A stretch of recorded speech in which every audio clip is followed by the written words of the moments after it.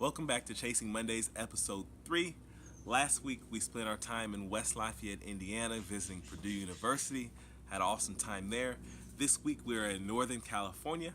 Yesterday spent the day in San Francisco. Had dinner at Lamar, excellent Peruvian restaurant. I would definitely recommend it. Shout out to TJ, shout out to Bryce for making that choice for us. Had a good time. So in episode 1, we wrote down 5 places that we thought we wanted to visit. And today I just want to share a little bit about what I think about when I'm choosing or narrowing down that place to one. Number 1, does it require a visa? Getting a visa is an extra step and it can sometimes suck. There are countries like India where you have to mail in your passport and wait for it to get back. There are countries like Vietnam where you have to secure a letter and you can get a visa on arrival. Or there are countries like Thailand or Western Europe where you don't need a visa at all. I said Western Europe, but it's actually a lot of Eastern Europe as well. There are actually 28 member countries in the Schengen Agreement that would all apply to what I'm about to say. We're a part of the Schengen Agreement and constitute the Schengen area. For those countries, you can enter, if you're an American citizen, without a visa and stay up to 90 days. And even traveling from country to country, say you landed in France and you wanted to go to the Netherlands or you wanted to go to Germany, it's like traveling state to state where you also don't need a visa to get to those countries as well. Number 2, does it fit your budget? I've never been an extreme budget traveler, but I do like to find the deals. So things I think about, I like to track flights, especially if it's a trip that I've been thinking about for a while. And sometimes I let deals dictate my destinations. I'll go over this in more detail next week when I talk about my pre-trip toolbox.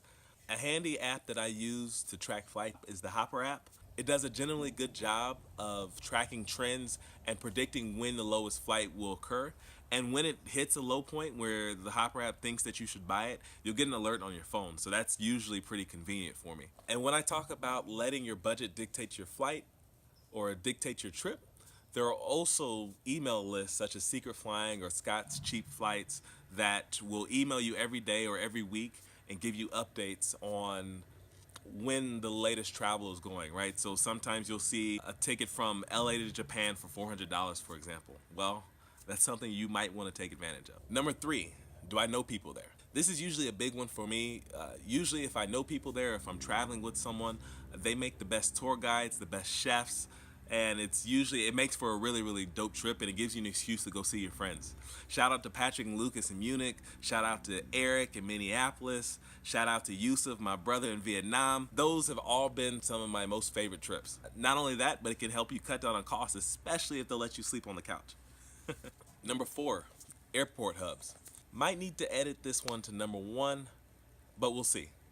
Decided not to move it into the spot number 1, but it's still important. Generally speaking, you should become familiar with whose airport hub you live next to. A hub is an airport that concentrates or consolidates passengers so that they can be moved to other locations. In general, if you're flying hub to hub, you'll get a cheaper ticket.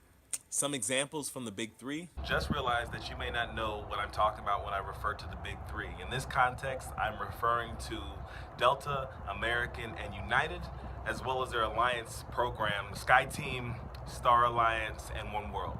A few notable Delta examples would be LA, Atlanta, of course, which is their hub, Chicago, Amsterdam, and Paris, Charles de Gaulle. A few American hubs, Phoenix, Chicago, Dallas. I also could not name United hubs off the top of my head, but those are Newark, Los Angeles, O'Hare, and SFO, San Francisco. And number 5, work trips. If you have a work trip that you're going on, you can usually extend it for the weekend, right? So return after the weekend and tack on more time for you to explore the city. Most companies will pay for the extra time on the ticket as long as it's not more expensive, and usually it's not. Or you can also book a round trip within a round trip. So, for example, if you have business and you're going to Rhode Island, for example. I don't know why you would go to Rhode Island, but just stay with me. Just stay with me. You can book your round trip ticket to Rhode Island, come back Sunday night or Monday morning, and within that trip, Friday after work, you can book your round trip ticket to New York, or you can drive down and still pay for that portion of the ticket, but it's an opportunity for you to tack travel on since you're already in the area or already in the location. Conversely, again, you can book your ticket into Rhode Island and fly out of New York, and that gives you the opportunity, especially if it's not not a different cost, to pay for your portion in between and enjoy your time in New York. This has been another Chasing Mondays production. Don't forget to subscribe to the YouTube channel. Follow us on Instagram, Chasing Mondays TV. See you next week. No, I actually just wrapped up.